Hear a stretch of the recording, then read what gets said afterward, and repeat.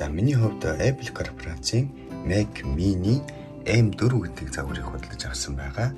За YouTube-руудын бичлэгэн дээр үндэслээд Mac Mini M4 маань одоо UHD буюу QHD зэрэг чанаруудыг голдог учраас 4K гэдэг чанартай мониторыг сонгож авсан байгаа.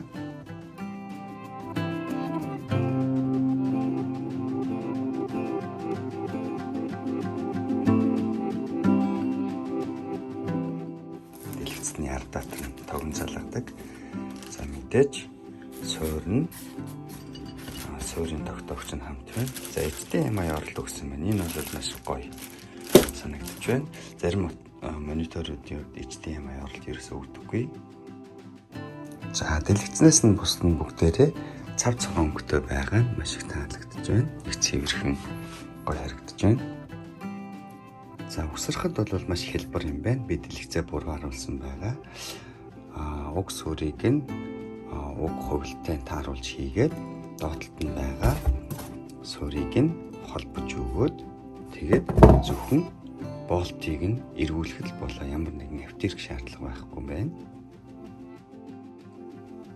За суурилсны дараа бол иймэрхүү харагдаж байна. Маш цэвэрхэн хоёрхан залгуур орно. Нэгэнд нь HDMI оролт орно. Нэгэнд нь өөрийнх нь мониторын тогны залгуур орно.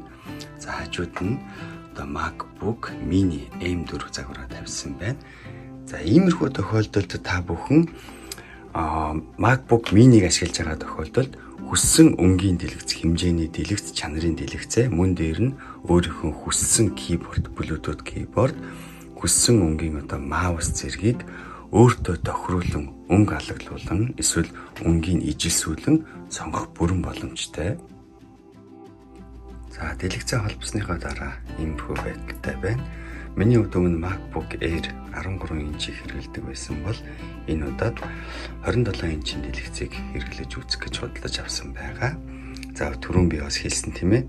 Та дэлгэц Mac Mini M4 хоёрыг худалдаж авснаар keyboard болон маусыг өөрийнхөө хүссэн хэлбэр хэмжээ өнгө төрхөөр холбож одоо хэрэглэх бүрэн боломжтой.